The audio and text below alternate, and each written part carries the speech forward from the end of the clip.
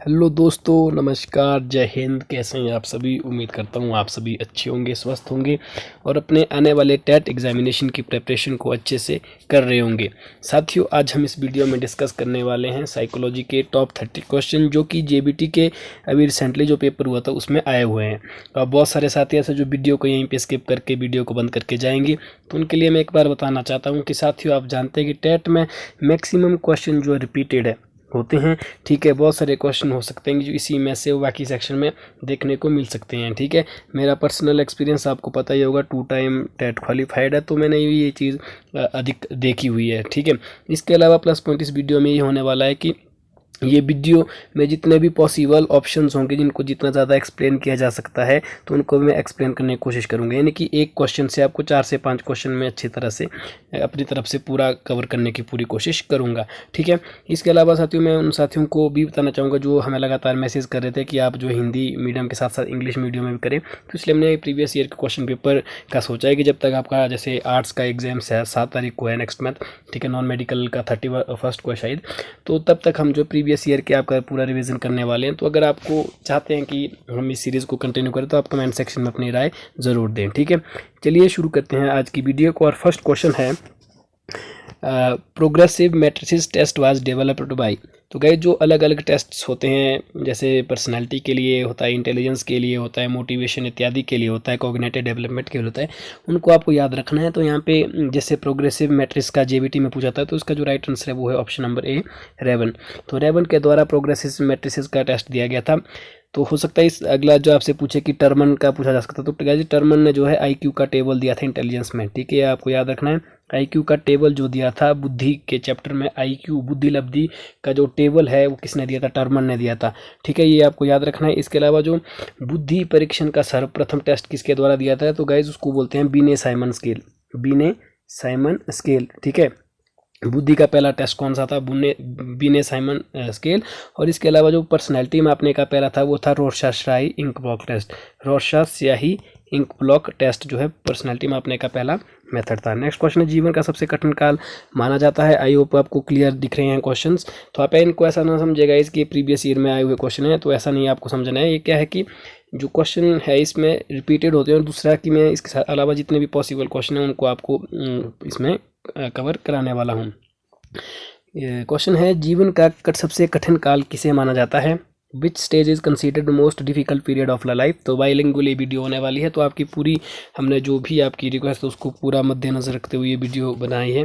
तो गाइस, इसमें पूछी है इन्फेंसी यानी कि शिशुअवस्था, चाइल्डहुड, एडोलसेंस और प्रौढ़ावस्था यानी कि एडल्टहुड। तो गाइस, एक चीज़ मैं आपको बता देना चाहता हूँ, जहाँ पे भी आपको प्रौढ़ावस्था दिखे ना टेट के एग्जाम में, वो ऑप्शन कभी भी राइट नहीं हो सकता है। ठीक है, क्योंकि बेसिकली जो आप सीडीपी पढ़ते हो, चाइल्ड डेवलपमेंट पेडागोजी, उसमें आप बालक की जो एज है उसके रिगार्डिंग आपको मतलब आंसर देने हैं। तो आपको प्रौढ़ावस्था या एडल्टहुड कहीं भी दिखे तो आपको आप सबसे पहले उसको इग्नोर करना है, वो कभी भी राइट आंसर नहीं हो सकते। बहरहाल इस क्वेश्चन की बात करें तो इसका जो राइट आंसर होगा वो होगा ऑप्शन नंबर सी, एडोलसेंस यानी कि किशोरावस्था। इसके अलावा मैं आपको बताना चाहता हूँ जो किशोरावस्था है जिसका जो टाइम पीरियड होता है वो होता है 12 से 18 वर्ष। ठीक है, बाल्य अवस्था का होता है 6 से 12 या 6 से 11। जो इन्फेंसी होता है गाइस ये होता है 0 से 2।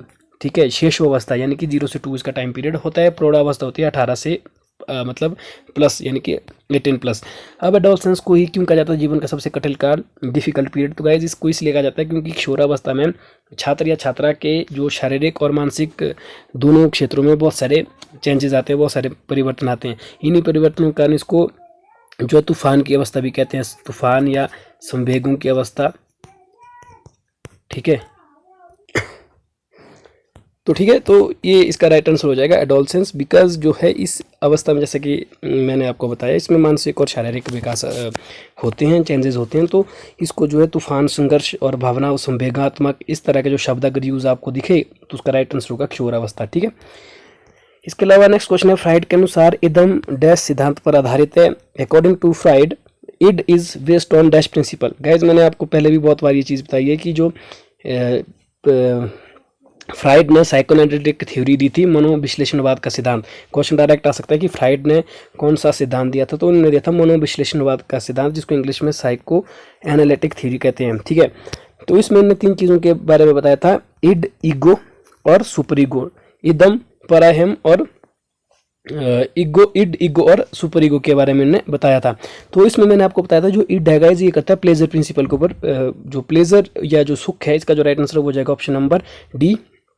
ठीक है, तो ये जो है प्लेजर प्रिंसिपल के ऊपर काम करता है, तो इसका जो राइट आंसर होगा वो जाएगा ऑप्शन नंबर डी। अगर आपसे पूछे जो सुपर ईगो है, जिसको हिंदी में परायम कहते हैं, वो किसके ऊपर काम करता है, तो वो गाइस काम करता है नैतिकता के ऊपर। किसके ऊपर? नैतिकता यानी कि मॉरलिटी। वो देखता है अच्छा या बुरा क्या है। जबकि जो ईड है, ईड को अपनी इच्छाएं जो सिर्फ कंप्लीट करनी होती है, इसको इच्छाएं चाहिए, चाहे वो किसी भी कीमत पर, चाहे ये नहीं दिखता है अच्छा या बुरा है। जैसे किसी को पेन अगर पसंद है, मान लीजिए किसी शॉप पे, अगर उसके पास पैसे नहीं है तो ईड क्या करेगा, वो उसको पेन चाहिए ही चाहिए, वो चाहे वो चोरी करके ही क्यों ना आए।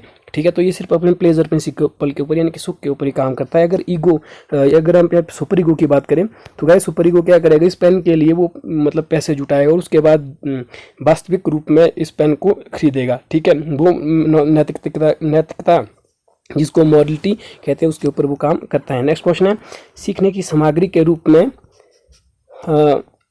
नैतिक शब्दों का प्रयोग किस मनोवैज्ञानिक ने किया? Which psychologist used nonsense syllabus as a learning material? तो इसका जो राइट आंसर है वो है ऑप्शन नंबर सी, एबिंगहाउस ने जो है जब लर्निंग के लिए जो निरर्थक शब्द होते हैं, ठीक है, जो नॉन सेंस सिलेबस होते हैं, उनका यूज़ किया था साइकोलॉजी में। ठीक है, डायरेक्ट क्वेश्चन आया हुआ है। ठीक है, जबकि कार्ल रोजर्स भी साइकोलॉजी में इंपॉर्टेंट है। विलियम जेम्स को जो है फादर ऑफ मॉडर्न साइकोलॉजी कहा जाता है। ठीक है, फादर ऑफ मॉडर्न साइकोलॉजी किसको कहा जाता है? तो विलियम जेम्स को कहा जाता है। ठीक है, नेक्स्ट क्वेश्चन है, बुद्धि व सृजनात्मकता में किस प्रकार का संबंध पाया जाता है? क्वेश्चन नंबर 5 है, what is the relationship between intelligence and creativity? ठीक है, तो इसका जो राइट आंसर होगा गाइज वो होगा ऑप्शन नंबर सी, धनात्मक यानी कि पॉजिटिव। बुद्धि व सृजनात्मकता में किस तरह का संबंध पाया जाता है? तो गाइज पॉजिटिव रिलेशन इन दोनों के बीच में पाया जाता है, इंटेलिजेंस और क्रिएटिविटी में। ठीक है, क्रिएटिविटी और इंटेलिजेंस में जो है वो धनात्मक संबंध पाया जाता है। डायरेक्ट क्वेश्चन ये एग्जाम में पूछा जा सकता है। ऑप्शन आपको ये 3 देखने को मिलेंगे कि जीरो यानी कि न्यूट्रल, नेगेटिव और पॉजिटिव। तो इन दोनों में पॉजिटिव पाया जाता है। इनको डायरेक्ट आप याद रखना कि जिसकी मतलब एक ट्रिक बता रहा हूँ कि इंटेलिजेंस हमेशा क्रिएटिव थिंकिंग रखते हैं। ठीक है, तो इस तरह से पॉजिटिव आपको याद रखना है। नेक्स्ट है, किंडरगार्टन विधि का प्रतिपादन किसने किया था? हु प्रोड्यूस, यहाँ पे प्रो प्रोनाउन लिखा है कई बार, ये देखिए ये मेथड जो है दिया किसने था? ठीक है, यानी कि इसके फाउंडर कौन थे किंडरगार्टन विधि के? तो इसका जो आंसर होगा वो होगा फ्रोवल, है ना। तो right answer option number A, Friedrich Froebel. तो फ्रेडरिक फ्रोवल ने किंडरगार्टन विधि का दिया था। और क्वेश्चन कई बार इस तरह से बनता है, जो किंडरगार्टन मेथड है इसका मतलब क्या होता है शाब्दिक अर्थ? तो गाइस इसका होता है फूलों का बगीचा। क्या होता है? फूलों का बगीचा। यानी कि जो फ्रेडरिक फ्रोवेल थे उन्होंने क्या बताया था, जो बच्चे हैं उनको एक फूलों के बगीचे की तरह ले सकते हैं, और जो गाइड है या जो टीचर है जो फूलों के बगीचे की देखभाल करेगा वो एक माली है। यानी कि टीचर को इन्होंने यहाँ पे माली माना था, और जो बच्चे हैं उनको उन्हें फूलों के बगीचे के समान माना था। और उन्हें इस विधि को जो है किंडरगार्टन विधि यानी कि फ्रेडरिक फ्रोवेल के द्वारा ही दिया गया था। उनका कहना था कि जो फूलों के बगीचे में जिस तरह माली फूलों के बगीचे का जो है संरक्षण करता है, देखभाल करता है, कौन सा फूल किस तरह से किस डायरेक्शन में ग्रो करेगा, डेवलप होगा, उस चीज़ के बारे में बताया था। तो उन्हें बच्चों को भी इसी तरह से माना है, और शिक्षक के द्वारा ही या जो कोई भी गार्डन होगा या जो भी उनको टीच कर रहा है वो उसके ऊपर डिपेंड करता है कि बच्चों को किस तरह की शेप दी जा सकती है। ठीक है, तो right answer is option number A. Next question की अगर हम बात करें, अवधान एक डैश प्रक्रिया है, मतलब attention is a dash process. तो गाइज ये क्या है? परमानेंट है, टेम्परेरी है, सिलेक्टिव है, या ऑल ऑफ द अबव? तो इसका जो राइट आंसर है वो है सी, चयनात्मक यानी कि सेलेक्टिव। जो गाइज अटेंशन होती है, attention is always a selective process. कैसे? अब जैसे गाइज ये पूरा इंटरेस्ट के ऊपर डिपेंड करता है कि किस तरह का इंटरेस्ट होता है। ठीक है ना, तो अवधान को आपने सिंपली याद रखना है कि चयनात्मक प्रक्रिया होती है। ठीक है, कि किस चीज़ में कौन सा छात्र किस तरह का अटेंशन दे रहा है। अब ये ज़रूरी नहीं है कि अगर कोई किसी को मान लीजिए गणित के किसी खास क्वेश्चन में, मान लीजिए गणित के ट्रिग्नोमेट्री के क्वेश्चन कोई करवा रहा है, अब ये हो नहीं सकता है कि हर क्लास का हर एक बच्चा इसके ऊपर पूरा अटेंशन दे रहा है। ठीक है ना, तो ये चयनात्मक यानी कि सिलेक्टिव प्रोसेस है। ठीक है, यानी कि अलग अलग चॉइसेस के ऊपर ये डिपेंड करने वाला है। नेक्स्ट क्वेश्चन है क्वेश्चन नंबर 8, भाटिया बैटरी का प्रयोग किस परीक्षण हेतु किया जाता है? यानी कि Bhatia battery is used for which test? इसका जो राइट आंसर है गाइज वो होगा ऑप्शन नंबर ए, इंटेलिजेंस। तो ये यूनिक क्वेश्चन है, अक्सर जो है इंटेलिजेंस में इस तरह क्वेश्चन नहीं पूछते हैं। इंटेलिजेंस में आपको army alpha, army beta, army alpha और आर्मी बीटा का पूछेगा। ठीक है, तो आर्मी अल्फा आर्मी, इसमें भी जो है 2 तरह के होते हैं गाइज ये बुद्धि में। ठीक है, बेसिकली क्या होता है देखिए मैं आपको बता देता हूँ। इसका जो राइट आंसर है वो ऑप्शन नंबर ए, ठीक है, यानी कि बुद्धि। गाइस इसमें जो पॉपुलर है वो मैं आपको बता देता हूँ। जो बुद्धि के परीक्षण होते हैं वो दो तरह के होते हैं, एक होता है ऑब्जेक्टिव यानी कि व्यक्तिगत, एक होता है जो सामूहिक। व्यक्तिगत में हो जाएगा, व्यक्तिगत में मुख्य होता है आपका जो बिने साइमन स्केल है, ठीक है, बिने साइमन स्केल। जबकि जो सामूहिक होता है उसमें आपका आर्मी अल्फा और आर्मी बीटा ये दो प्रचलित है, ठीक है।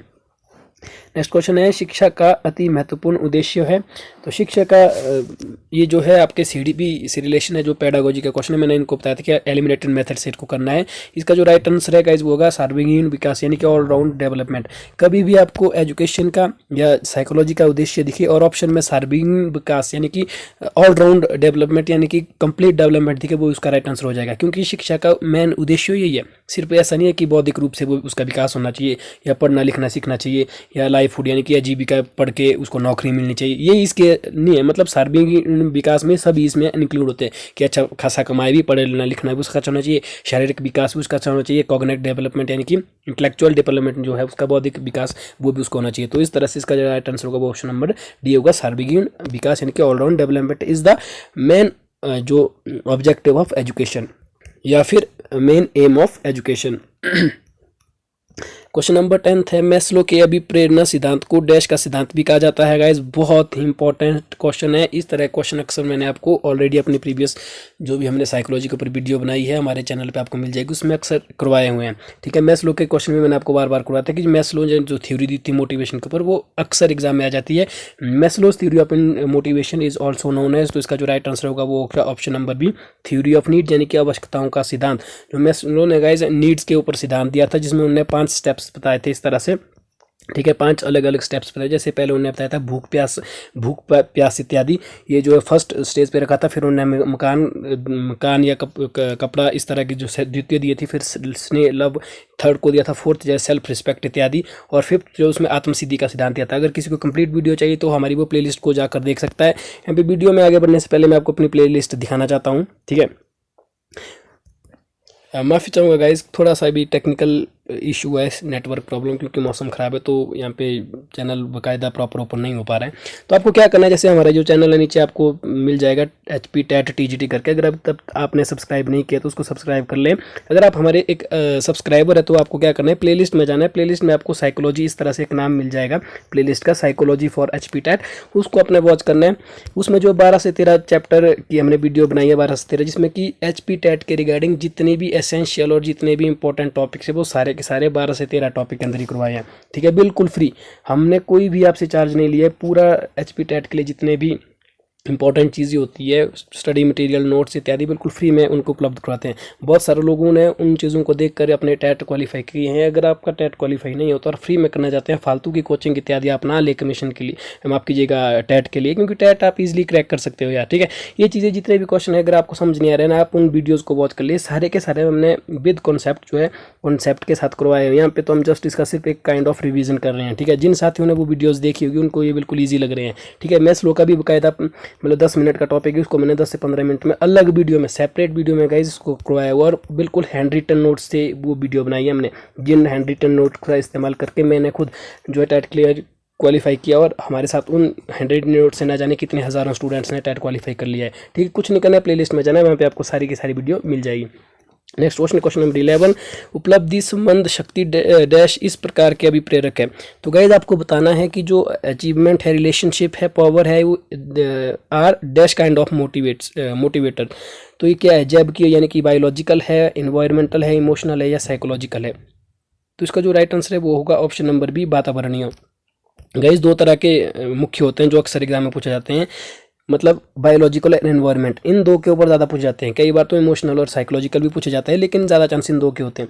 अब देखिए इसको अपने कैसे ध्यान रखना है। बायोलॉजिकल मतलब हेरिडिटिकल मतलब जो आनुवंशिक होते हैं, जो जीन के द्वारा आ जाते हैं, जैसे माँ बाप के जीन्स के द्वारा, ठीक है। वातावरणीय मतलब जो अर्जित किए जाते हैं या गेन किए जाते हैं वातावरण से, आपके सोसाइटी से, स्कूल से, कॉलेज से, परिवार से इत्यादि से, ठीक है। तो यहाँ पे अचीवमेंट है, कोई भी उपलब्धि है, ठीक है, कोई भी पावर्स है, किसी का कोई भी रिलेशनशिप है, ये क्या है, ये गेन्स चीज़ें, मतलब अर्जित की गई चीज़ें। तो ये कौन से फैक्टर हो जाएंगे, इन्वायरमेंटल फैक्टर हो जाएंगे। साइकोलॉजिकल फैक्टर क्या होता है, साइकोलॉजी फैक्टर जो मतलब मनोवैज्ञानिक रूप से जो तथ्य होते हैं वो साइकोलॉजी में आएंगे, ठीक है। नेक्स्ट क्वेश्चन है क्वेश्चन नंबर 12, अधिगम व्यवहार में परिवर्तन को कहते हैं जो की अपेक्षाकृत डैश परिवर्तन होते हैं। Learning is a modification in a behaviour which is relatively, तो इसका जो राइट आंसर होगा गाइस वो होगा ऑप्शन नंबर बी, परमानेंट, यानी कि स्थायी। जो learning is a modification in a behaviour which is relatively permanent, तो इसका जो राइट आंसर होगा जो option number B. Question number 13 है, बालक का विकास अनुवांशिकता व डैश की अंतःक्रिया का परिणाम है। ये क्वेश्चन ना जाने गाइस ना मैंने कितनी बार पर्सनली करवाया और मैंने आपको बार बार बोला था कि इस तरह क्वेश्चन, इसका मैंने आपको फॉर्मूला बताया कि D is equal to E into H, आपको याद रखना है कि जो डेवलपमेंट होता है, जो विकास होता है, वो हेरिडिटी और इन्वायरमेंट, ई से इन्वायरमेंट और एच से हेरिडिटी, इन दोनों की अंत्यक्रिया से होता है। मतलब इन दोनों का विकास होना चाहिए, तभी उसका सार्वभौमिक विकास होगा, ऑलराउंड डेवलपमेंट होगा। ठीक है, देखो ये क्वेश्चन जेबीटी में पूछा गया था और अब भी हो सकता है किसी न किसी, जैसे नॉन मेडिकल, मेडिकल या आर्ट्स में इसी से रिलेटेड क्वेश्चन, जरूरी नहीं कि यही होगा, लेकिन इसको अलग तरीके से पूछा जा सकता है। ठीक है, बार बार ये क्वेश्चन आता है। देखो क्वेश्चन नहीं समझा, फिर से मैं समझा देता हूँ कि बालक का जो विकास है ना, वो दो चीज़ों के ऊपर डिपेंड करता है, एक आनुवंशिकता और दूसरा वातावरण। इन दोनों की अंत्यक्रिया का परिणाम है। तो इसका जो राइट आंसर हो जाएगा गाइस वो हो जाएगा ऑप्शन नंबर डी, वातावरण। यानी कि जो चाइल्ड डेवलपमेंट है is a product of interaction between heredity and environment. तो right answer is option number D, इन दोनों की अंत्यक्रिया। यानी कि एक अच्छा विकास छात्र का, चाइल्ड का डेवलपमेंट तब होगा अगर इन दोनों चीज़ों का विकास, इन दोनों चीज़ों की अंत्यक्रिया अच्छी हो, यानी कि हेरिटिकल विकास भी उसका अच्छा हो और उसका इन्वायरमेंटल विकास भी अच्छा हो। फिर जब मैंने भी ये टेट का एग्ज़ाम दिया था उस टाइम भी ये क्वेश्चन आया था। आज भी देखो 2024 में, जो 2022 की 24 तारीख को जो कनेक्ट हुआ था जेबीटी का, उसमें भी आया और मैं गारंटी के साथ कह सकता हूँ फिर से ये क्वेश्चन रिपीट होगा, क्योंकि है ये इतना इंपॉर्टेंट। हो सकता है कि लैंग्वेज चेंज करें, ठीक है, लेकिन ये क्वेश्चन रिपीट होगा पक्का 100%। ओके तो बाकी आपकी जिम्मेवारी है कि आप इसको कितना सीरियसली लेते हैं, लेकिन क्वेश्चन बहुत इंपॉर्टेंट है गाइस। अगर नेक्स्ट क्वेश्चन की बात करें तो जो नेक्स्ट क्वेश्चन है वो है, मूर्त अमूर्त एवं सामाजिक बुद्धि का संप्रत्यय किसके द्वारा दिया गया था। गाइस 3 तरह की बुद्धि के बारे में मैंने इंटेलिजेंस के चैप्टर में आपको बताया था। देखो वो भी मतलब जितनी 100% चीज़ें इस टेट में जो जेबीटी का मैं देख रहा था, 100% क्वेश्चन हमारी उन 12 से 13 वीडियो जो मैंने करवाई उसी से आए हैं टोटल, A to Z। पहला ही चैप्टर है इंटेलिजेंस का और सबसे 2 से 3 मिनट के अंदर आपको ये जो क्वेश्चन है वहीं से देखने को मिल जाएगा। बिल्कुल क्लियर मैंने बताया था कि 3 तरह की बुद्धि होती है, मूर्त अमूर्त और सामाजिक बुद्धि। और इसका जो कॉन्सेप्ट है वो गाइस किसने दिया है, तो ये थॉर्नडाइक ने दिया था। ठीक है, तो इसका जो राइट आंसर हो जाएगा option number B, who give the concept of concrete, abstract और सोशल इंटेलिजेंस, वो थॉर्नडाइक ने दिया था। और मैंने ये चीज़ आपको बताई थी कि जो इंटेलिजेंस वो 3 तरह के होते हैं, कंक्रीट, अब्स्ट्रैक्ट, सोशल, यानी कि मूर्त अमूर्त और सामाजिक बुद्धि किसके द्वारा दी गई थी, थॉर्नडाइक के द्वारा दी गई थी। इसके अलावा गाइस क्वेश्चन आता है आपको दिया जाएगा कि इनमें से मूर्त बुद्धि कौन सी नहीं है, अमूर्त बुद्धि कौन सी है, सामाजिक बुद्धि, मतलब जैसे फॉर एग्जाम्पल जैसे क्वेश्चन आ सकता है कि जो नेता होता है, एक नेता के अंदर किस तरह की बुद्धि होगी। ऑप्शन होंगे 3 आपके पास दिए, concrete, option number B abstract, option number C intelligence, social, option number D none of the above. तो किस तरह नेता की जो इंटेलिजेंस देगा वो होती है सोशल इंटेलिजेंस। इसी तरह से मूर्तिकार का पूछा जाए तो मूर्तिकार में होती है मूर्त यानी कि कंक्रीट इंटेलिजेंस। ठीक है, जो वैज्ञानिक पूछे वैज्ञानिक में होती है अब्स्ट्रैक्ट यानी कि अमूर्त इंटेलिजेंस। तो गाइस फिर से रिक्वेस्ट करना चाहूँगा, जिन साथियों का टेट क्लियर नहीं हो रहा है तो आप उन वीडियोस को देख ले, पूरी की पूरी कॉन्सेप्चुअल वीडियो है, 12 से 13 वीडियो, उनको वॉच कर ले। उसके अलावा और भी 3-4 मतलब वीडियो जितने भी मिल जाएगी उसी प्लेलिस्ट में मिल जाएगी, उनको आप वॉच कर ले, वो आपके रिवीजन के लिए काम आएगी। ठीक है ना, बिल्कुल रामबाण वो होने वाली है। ठीक है, ये क्वेश्चन तो पहले ही चैप्टर में बिल्कुल फर्स्ट ही करवा रखा है। तो इसका जो कॉन्सेप्ट किसने दिया, थॉर्नडाइक ने दिया था। क्वेश्चन जो मैंने बताया मूर्त अमूर्ति, इनसे भी पूछा जा सकता है कि इसमें कौन सी बुद्धि होती है, जैसे शिक्षक में किस तरह की बुद्धि होती है। ठीक है, ये चीज़ें जब 2 विरोधी प्रेरणाएं एक समय में उत्पन्न हो जाए तथा एक समय में उसकी संतुष्टि चाहे, उसे डैश कहेंगे। क्वेश्चन बिल्कुल ईजी है लेकिन इसको थोड़ा सा आप आराम से समझिएगा कि when 2 opposing motivation arises at the same time and want to satisfaction at same time is called, इसको कहते हैं कॉन्फ्लिक्ट यानी कि द्वंद्व। जब इस तरह की कंडीशन पैदा हो जाती है उसको क्या कहते हैं, कॉन्फ्लिक्ट। इस तरह की जो एक संकट के समय जो होने वाली जो समस्याएं होती है इससे भी क्वेश्चन आता है, जिसमें ऑप्शन आपको अक्सर यही 4 देखने को मिल जाएंगे, फ्रस्ट्रेशन, कॉन्फ्लिक्ट, मोटिवेशन, प्रेशर या स्ट्रेस। उसमें से आपको ध्यान करना है रीड की क्वेश्चन किस तरह का पूछा गया है। यहाँ पे देखिए, यहाँ पे अगर आप घबराए नहीं, बिल्कुल इजीली सोचें कि जब 2 विरोधी प्रेरणाएं यानी कि जब अपोजिट, मतलब अपोजिट, ध्यान रखना कोई एक इस साइड की प्रेरणा है तो दूसरी उसकी अपोजिट है, सिमिलर नहीं है। अगर सिमिलर होता तब कॉन्फ्लिक्ट नहीं आना था, ध्यान रखना, तब वो मोटिवेशन बन जाना था। यहाँ पे बोला है जब 2 विरोधी प्रेरणाएं एक समय में उत्पन्न हो जाए और एक ही समय में उसकी संतुष्टि भी चाहती है तो ऑब्वियसली उसमें क्या होगा, कॉन्फ्लिक्ट होगा। बिल्कुल सिंपल है ना। मतलब पहली चीज़ तो दोनों मोटिवेशन है अपोजिट है, ठीक है। एक को मान लीजिए ऊपर जाना है, दूसरी मोटिवेशन को जो दूसरा प्रेरणा है उसको नीचे आना है, तो यहाँ पे कन्फ्लिक्ट ही होगा ना। और इनको दोनों का जो रिजल्ट भी वो भी सेम ही टाइम पे चाहिए। अगर सेम टाइम ना होता तब जो यहाँ पे मतलब फ्रस्ट्रेशन या स्ट्रेस का ज़्यादा इसमें रोल है, स्ट्रेस इसका राइट आंसर हो जाना था अगर ये एट ए सेम टाइम होता। अब उसका जो रिजल्ट भी एट ए सेम टाइम चाहिए, तो वो वहाँ पे उसके ऑब्वियस छात्र के माइंड में क्या होगा, कन्फ्लिक्ट ही उत्पन्न होगा। Next question again very very important question guys, और मैंने ये चीज़ भी ना जाने कितनी बार आपको करवा रखी है। यानी कि जो जेबीटी का टेट है ना, ये बच्चे वाला क्वेश्चन है। और जिन साथियों जो हमारे साथ जेबीटी वाले साथी जुड़े हुए भी हैं, जैसे कि हमारे को लगातार उनके मैसेज भी मिल रहे हैं जो हमारे सोशल मीडिया प्लेटफॉर्म है, फेसबुक, व्हाट्सएप, और किसी के पर्सनल मैसेज भी आए।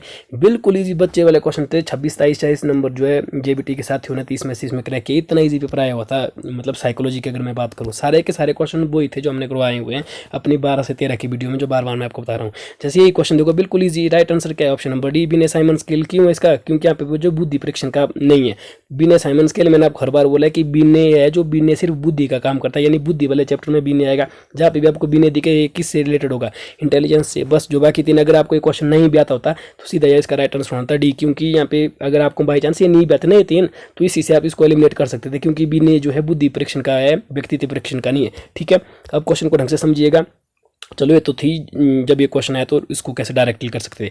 अभी आपको याद रखना है जो रोरशाही इंक ब्लॉक टेस्ट है, यानी कि रोरशाह परीक्षण, एक है 16 PF प्रश्नावली, ठीक है, यानी कि 16 PF क्वेश्चनर, और तीसरा TAT थीमेटिक एप्रिसिएशन टेस्ट को कहते हैं। एक TAT होता है, एक CAT होता है, ठीक है, थीमेटिक एप्रिसिएशन टेस्ट। ये तीनों के तीनों गाइस ये किसको मापने के लिए, पर्सनैलिटी मापने के लिए, याद रखिएगा। ठीक है, अलग अलग तरीके से पूछा जा सकता है कि रोरशाह इंक ब्लॉक टेस्ट किसके मापन के लिए किया जाता है। ऑप्शन होंगे आपके पास व्यक्तित्व, बुद्धि, अभिप्रेरणा या कॉग्निटिव इंटेलिजेंस, कुछ भी हो सकता है। ठीक है, तो आपको ध्यान रखना है। जबकि बिने साइमंस के लिए किसको मापने के लिए है, ये आपके बुद्धि मापने के लिए। इसी तरह क्वेश्चन आते हैं गाइस। ठीक है, तो आपको याद रखना जो 3 तरह के टेस्ट है जो यहाँ पे दिए हैं। रोरशाह इंक ब्लॉक टेस्ट, रोरशाह परीक्षण यहाँ पे शॉर्ट में लिखा है, इसका पूरा नाम है रोरशाह इंक ब्लॉक टेस्ट। ठीक है, रोरशाह स्याही धब्बा परीक्षण। दूसरा है 16 PF क्वेश्चनर, यानी कि 16 PF प्रश्नावली। तीसरा है TAT थीमेटिक एप्रिसिएशन टेस्ट। ये तीनों के तीनों जो है व्यक्तिगत परीक्षण को मापने के लिए। जबकि बिने Simon scale, army alpha, army beta इत्यादि ये जो है बुद्धि मापन की के लिए यूज होने वाले टेस्ट है। क्वेश्चन नंबर नेक्स्ट है, मनोसामाजिक विकास का सिद्धांत किसने दिया था? बिल्कुल simple, who give the theory of psycho social development. इसका जो राइट आंसर है वो है गाइस ऑप्शन नंबर सी। तो एरिक्सन, आपको पता है एरिक्सन ने साइको सोशल डेवलपमेंट यानी कि मनोसामाजिकवाद का सिद्धांत दिया था। ना जाने कितनी बार भी ये क्वेश्चन कराया रखा है। वीडियो में आपको स्पेशल वीडियो इसकी मिलने को मिल जाएगी, अगर प्रॉपर इसका वो चाहिए, प्रॉपर कॉन्सेप्ट चाहिए कि एरिक्सन अपनी मनोसामाजिक जो विकास का सिद्धांत इसमें क्या कहता है। ठीक है, इसके अलावा जो फ्राइड है, मैंने आपको पहले बताया साइको एनालिटिक थ्योरी, मनोविश्लेषणवाद का सिद्धांत जो है फ्राइड ने दिया था। ठीक है, नेक्स्ट क्वेश्चन है, भारत में प्रथम मनोविज्ञान की प्रयोगशाला कब स्थापित की गई थी? तो 18वां जो राइट आंसर है वो ऑप्शन नंबर सी, 1916। गाइस अगर पूछे कि साइकोलॉजी की सबसे पहली प्रयोगशाला कब एस्टेब्लिश की गई थी तो वो 1879 में। ठीक है, कहाँ की गई? तो जर्मनी के लिप्जिंग शहर में। ठीक है, सभी को ये क्वेश्चन आता है, फिर भी किसी को नहीं आता तो मैं बता दूं, साइकोलॉजी की पहली प्रयोगशाला कहाँ खुली गई थी? जर्मनी के लिप्जिंग शहर में। कब खुली गई थी? 1879 में। ठीक है, ये 3 क्वेश्चन हो गए। पहला क्वेश्चन कब खुली गई थी? 1879 में। किस देश में? जर्मनी में। किस शहर में? शहर भी पूछा था, लिप्जिंग। किसके द्वारा? तो ये खुली गई थी विलियम वुंट के द्वारा। विलियम वुंट के द्वारा। किसके द्वारा खुली गई थी? विलियम वुंट के द्वारा। अगर इंडिया में पूछे गए तो इंडिया में जैसे कि इस क्वेश्चन में पूछा गया तो इसका जो राइट आंसर है वो ऑप्शन नंबर बी, 1916। ठीक है, इंडिया में 1916 में खुली गई थी, लेकिन सबसे फर्स्ट कहाँ पे खुली गई थी? जर्मनी के लिप्जिंग शहर में 1879 में। इंडिया पूछे तो 1916 होगा। नेक्स्ट क्वेश्चन है, बाल केंद्रित शिक्षा का समर्थन निम्नलिखित में से किस विचारक द्वारा किया गया था? तो इसका जो राइट आंसर है वो option number D, John Dewey. तो गाइज राइट आंसर है John Dewey. Child centred education was adopted by which of the following thinker? तो जॉन डीवी के द्वारा में इसके तो किया गया था। गाइज जैसे साइकोलॉजी को पहले अलग अलग संप्रत्तियों यानी कि स्कूल्स के द्वारा पढ़ा जाता था, जैसे आत्मा का विज्ञान है, मन का विज्ञान है, फिर व्यवहार का विज्ञान है। अब जो मॉडर्न रूप में जिसको व्यवहार के रूप में देखा गया तो इसमें ये चीज़ देखी गई और ये इसको अडॉप्ट किया गया स्वीकार किया गया, इसको समर्थन दिया गया कि जो एजुकेशन है वो चाइल्ड सेंटर्ड होनी चाहिए। जैसे पहले जो टीचर चाइल्ड इकट्ठा उसको ध्यान में रखकर उसको सेंटर में रखा कर एजुकेशन दी जाती थी, फिर स्कूल सेंटर्ड एजुकेशन थी, लेकिन अब वर्तमान समय में चाइल्ड सेंटर्ड, यानी कि जितनी पॉलिसियाँ बनाई जाती है उसमें चाइल्ड को, बच्चे को उसको केंद्र में रखा जाता है, जबकि शिक्षक, स्कूल, वातावरण इत्यादि अन्य चीज़ें उनको जो है उसके सराउंडिंग में रखा जाता है। तो ये आइडिया किसके द्वारा दिया गया था? जॉन डीवी के द्वारा दिया गया था। वेरी इंपॉर्टेंट क्वेश्चन है, अलग अलग तरीके से पूछा जा सकता है कि जॉन डीवी में किस संप्रदाय का समर्थन किया था? तो उन्होंने चाइल्ड सेंटर्ड एजुकेशन का समर्थन किया था। नेक्स्ट क्वेश्चन है, प्याजे की कौन सी अवस्था का संबंध अमूर्त एवं तार्किक चिंतन से है? हर बार मैं वीडियो में बताता हूँ, जैसे ही मैंने जीन प्याजे का चैप्टर को रखा है, मैंने बोला था ऐसे टेट का कोई भी, ये तो HP टेट का तो मैंने 100% आपको एग्जाम ओरिएंटेड करवाया है। इसके अलावा गाइस किसी भी टेट का या सी टेट कोई भी क्वेश्चन ऐसा नहीं हो जिसमें जीन प्याजे का क्वेश्चन ना आए। 2 से 3 क्वेश्चन आपको जीन प्याजे को देखने को मिल जाए। यहाँ पे देखिए आया हुआ है जीन प्याजे का, बिल्कुल सिंपल क्वेश्चन है कि प्याजे की कौन सी अवस्था का संबंध अमूर्त एवं तार्किक चिंतन से है? उसको जो राइट आंसर हो जाएगा वो ऑप्शन नंबर सी, औपचारिक संक्रियात्मक अवस्था, यानी कि फॉर्मल ऑपरेशनल स्टेज। यहाँ पे 4 स्टेज है। सबसे पहले तो मैं आपको इनको विस्तार से इनकी एज बता देता हूँ। सेंसरी मोटर स्टेज 0 से 2 वर्ष, ठीक है। प्री ऑपरेशनल 2 से 7, ठीक है। फिर यहाँ पे जो फॉर्मल ऑपरेशनल है ये 12 से 18, कंक्रीट ऑपरेशनल 7 से 12। ये जो सी और डी है ऊपर नीचे लिखी गई है। सबसे पहले आती है संवेदी पेशियात्मक अवस्था 0 से 2, फिर पूर्व संक्रियात्मक अवस्था 2 से 7, उसके बाद आती है मूर्त संक्रियात्मक अवस्था 7 से 12 और लास्ट में आती है औपचारिक संक्रियात्मक अवस्था यानी कि फॉर्मल ऑपरेशनल स्टेज 12 से 18। बिल्कुल डिटेल में ये जो लेक्चर है गाइज मैंने आपको करवा रखा है डिटेल में, ब्रीफ एक्सप्लेनेशन जितना भी हो सके हर एक चीज़ करवाई है। ये तो देखो बिल्कुल इजी है।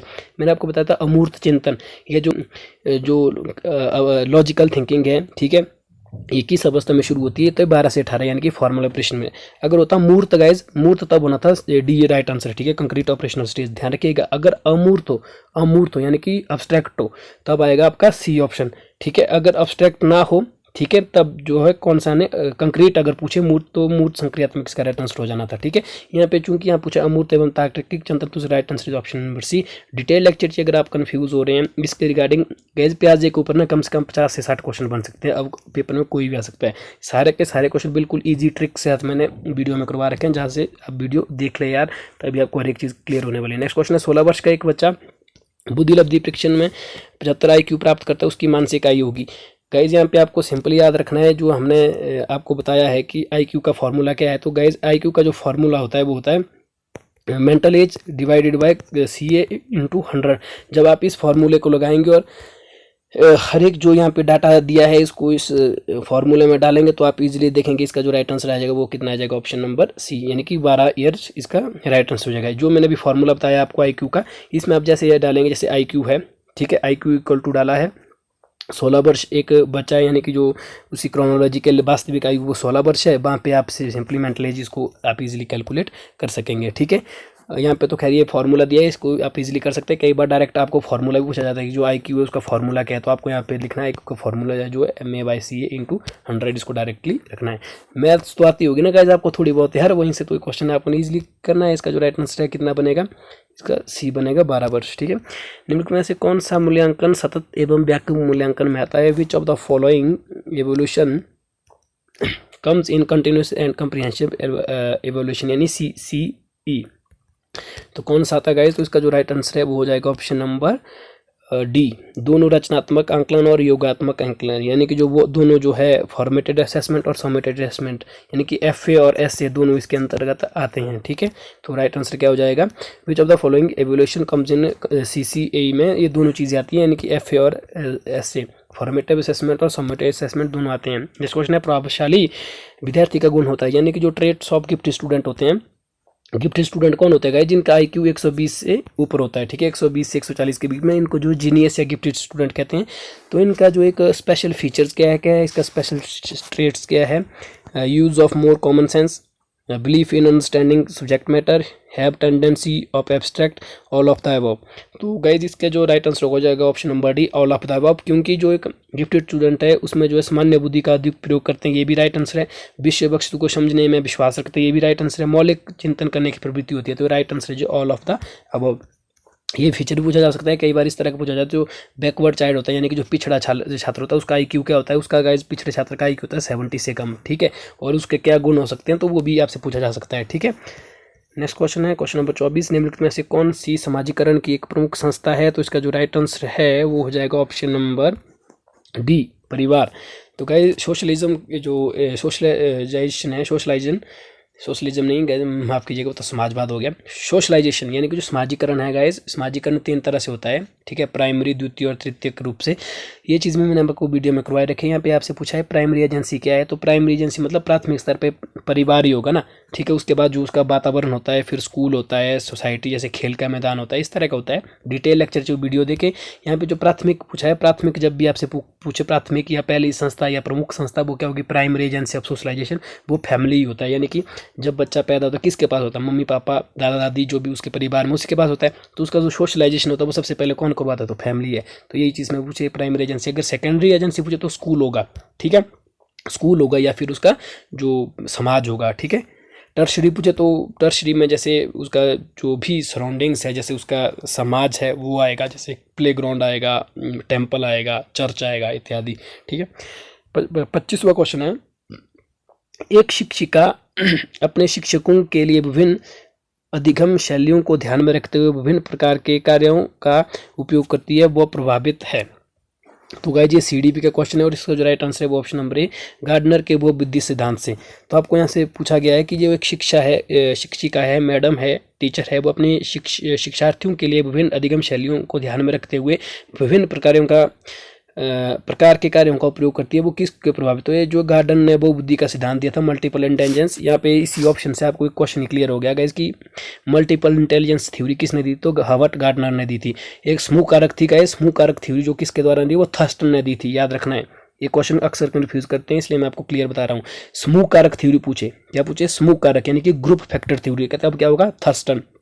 अगर आपसे पूछे ये जो बहुबुद्धि सिद्धांत, तो ये दी थी हर्बर्ट गार्डनर ने, ठीक है। डिटेल लेक्चर चाहिए तो इंटेलिजेंस वाला पहला ही चैप्टर, उसमें सारी की सारी चीज़ जितनी मैं बताइए वो आपको मिल जाएगी। तो जो अलग अलग प्रकार के कार्यों का उपयोग करती है टीचर, तो ये जो गार्टन की थ्योरी के ऊपर है। कोलबर्ग ने किसका सिद्धांत दिया? तो मॉडर्न डेवलपमेंट का दिया था। बाइगोस्ती ने क्या दिया था? सोशल कल्चर यानी कि सामाजिक सांस्कृतिक का सिद्धांत दिया था, ठीक है। ये जो आपको ऑप्शन दिख रहे हैं यहाँ से भी आपको क्वेश्चन क्लियर हो रहे होंगे, क्योंकि डायरेक्ट पूछा जाता है ना। जैसे कोलबर्ग ने कौन सी थ्योरी दी थी? तो मॉडर्न डेवलपमेंट की दी थी। बाइगोत्स्की ने कौन सी दी थी? तो उन्होंने दी थी सोशल कल्चर यानी कि सोशियो कल्चर, ठीक है। नेक्स्ट क्वेश्चन, जीन पियाजे अगेन। मैंने बताया था ना जीन पियाजे से 2-3 क्वेश्चन बनते ही बनते हैं। अगर आप उस वीडियो को देखेंगे, आधे घंटे की वीडियो होगी शायद, उसमें से आपके 4 से 5 क्वेश्चन इजीली टाइट के मतलब आराम से बनेंगे, ठीक है। जीन पियाजे का वो बाल विकास का सिद्धांत किस विकास पर आधारित है? बच्चे वाला question, right answer is option number B, cognitive development. ये तो आपको पता ही है कि जीन पियाजे ने किसके ऊपर अपना सिद्धांत दिया था? उन्होंने दिया था कॉग्निटिव डेवलपमेंट के ऊपर यानी कि संज्ञानात्मक विकास के ऊपर। देखो इतने बच्चे वाले क्वेश्चन आते हैं, ठीक है। बिल्कुल जीन पियाजे के टॉपिक पूछा है कि हाँ जी जीन पियाजे ने किसके ऊपर सिद्धांत दिया था? तो संज्ञानात्मक विकास के ऊपर। बाकी जो डीप चीज़ है जीन पियाजे में वो तो पूछी ही नहीं है, ठीक है। कई बार आपकी किस्मत पे अच्छी होती है, जैसे जीबीटी वालों की थी। बिल्कुल ईजी पेपर था साइकोलॉजी के हिसाब से, बिल्कुल ईजी बच्चे वाला पेपर, ठीक है। इतना ईजी क्वेश्चन था आया हुआ। हालांकि नॉन मेडिकल और आर्ट्स वालों के लिए इतना ईजी नहीं आता, हल्के से क्वेश्चन मतलब स्टैंडर्ड थोड़ा हाई होता है, ये भी आपको ध्यान रखना है। तो ऐसा नहीं कि जीन पियाजे जैसे यहाँ पे टॉपिक पूछा आप यही पढ़ के जाएँ, तो आपको डीप में पढ़ के जाना है, ठीक है। वीडियोज़ जो देखिए गाइस, अब हमारी 12 से 13 वीडियोज़ में फिर से कहना चाहूँगा, इनको आप अच्छी तरह से थॉरली आप रीड करें ना, तो आप इजीली यार गाइस ट्रस्ट में आपका इजीली टेट क्वालिफाई हो जाएगा। मतलब साइकोलॉजी में तो आप 30 के 30 नंबर लाएंगे। इसके अलावा अदर सेक्शन है, जैसे सोशल स्टडी का सेक्शन है, ठीक है, मैथ्स है, केमिस्ट्री है, उनकी भी मैंने बहुत सारी वीडियोज़ बनाई हैं, उनको भी आप वॉच कर सकते हैं। और बाकी थोड़ा बहुत जो भी बचा है उनको आप खुद से रीड कर सकते हैं। विकास एक डैश प्रक्रिया है, डेवलपमेंट इज़ अ कैसी प्रक्रिया है? कंटिन्यूस यानी कि सतत लगातार होने वाली प्रक्रिया, निरंतर। तो right answer is option number B, continuous. Guys development के ऊपर भी हमेशा क्वेश्चन बना रहता है, इसमें 3-4 क्वेश्चन आपको याद रखना है। जैसे एक आता है कि विकास जो है ये तो बिल्कुल ईजी हो गया, कंटिन्यूस मतलब कभी ना खत्म होने वाली प्रक्रिया है। विकास जो होता है वैसे बूम टू टूम होता है, बूम टू टूम इसको बोलते हैं माँ के गर्भ से कब्र तक। जैसे बच्चा जब माँ के गर्भ में होता है ना, माँ के क्या गर्भ कैसे लिखेंगे, यानी कि मतलब जो कोक होती है माँ की, क्या होती है माँ की कोक, ठीक है, प्रेगनेंसी के टाइम। अब बहुत सारे जो साथी है वो यहाँ पे ऐसा सोचेंगे जब बच्चे का विकास तब शुरू जब वो जन्म लेता है, ऐसा नहीं है गाइस। बच्चा प्रेगनेंसी के टाइम से उसमें मतलब डेवलपमेंट करना वो शुरू कर देता है, कब तक? जब तक उसकी मृत्यु नहीं हो जाती है, ठीक है। मतलब कोक से लेकर बूम टू टूम इसीलिए कहा जाता है, यानी कि जो कब्र माँ की कोख से लेकर कब्र तक, यानी कि जब तक उसका मतलब जब तक वो मर नहीं जाता तब तक थ्रू आउट लगातार पूरे लाइफ पर, पूरे जीवन पर्यंत विकास की प्रक्रिया चलती रहती है। इसीलिए विकास की प्रक्रिया को कंटिन्यूस प्रोसेस के रूप में जाना जाता है।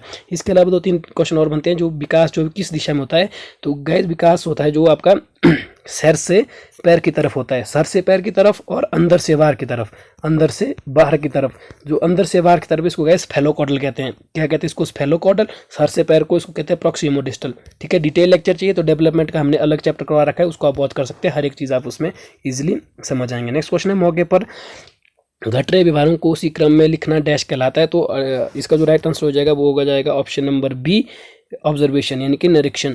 To write down the behaviour that happens on the spots in that order is called observation. तो राइट आंसर क्या हो जाएगा इसका? ऑब्जर्वेशन। 29 है, प्रयोग डैश के परीक्षण की एक विधि है, यानी कि experiment is a method of testing. तो गाइज एक्सपेरिमेंट किसको मापने का मेथड है? तो गाइज इसका परिकल्पना, यानी कि जो हाइपोथेसिस होती है। एक्सपेरिमेंट आप जानते हैं कि हाइपोथेसिस में अलग अलग अनेक प्रकार के एक्सपेरिमेंट्स किए जाते हैं और जो उसके एक्सपीरियंस के बाद जो एक्सेप्टेबल थिंग्स है वो आपका लॉ बन जाता है। ठीक है, यानी कि आपका नियम बन जाता है, सिद्धांत बन जाता है। ठीक है, तो experiment is the method of testing, किसको मापने की ये मेथड है, विधि है। तो ये हाइपोथेसिस यानी कि परिकल्पना को मापने की एक विधि है। नेक्स्ट क्वेश्चन, जो क्वेश्चन नंबर 30वां है वो है शिक्षार्थी अधिगम की प्रक्रियाएं व सीखने की परिस्थिति मुख्य पहलू है। तो इसका जो राइट आंसर है वो हो जाएगा ऑप्शन नंबर डी, शिक्षा मनोविज्ञान का।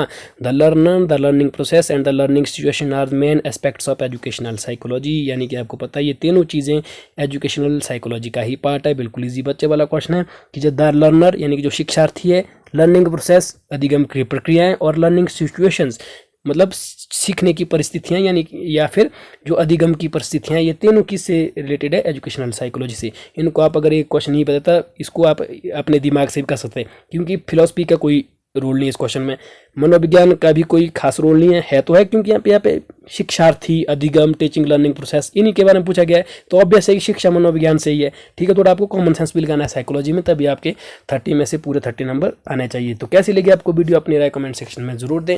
जैसे कि मैंने आपको वीडियो के शुरू में भी बताया कि अगर आप हमें कमेंट सेक्शन में बताते हैं कि हाँ जी आप प्रीवियस ईयर की जितने भी क्वेश्चन बनते हैं इंपॉर्टेंट उनको आप करवाएं, तो आप कमेंट सेक्शन में अपनी राय जरूर दें। और हाँ गाइस, वीडियो को लाइक करना बिल्कुल ना भूलिए, है ना। जो भी स्टडी ग्रुप्स होते हैं व्हाट्सएप में, फेसबुक में, वहाँ पे आपको हमारे वीडियो का लिंक कॉपी करना है और वहाँ पे पेस्ट करना है। ठीक है, तो गाइस मिलते हैं नेक्स्ट वीडियो में। ख्याल रखिएगा, तैयारियों को अच्छे से कर लीजिए। और हाँ, हमारी जो प्लेलिस्ट है साइकोलॉजी की उसको जरूर से जरूर वॉच कर लीजिएगा, तभी आपका टेस्ट जो है क्वालिफाई होगा। अपनी तैयारी को अच्छे से कर लीजिएगा। जय हिंद।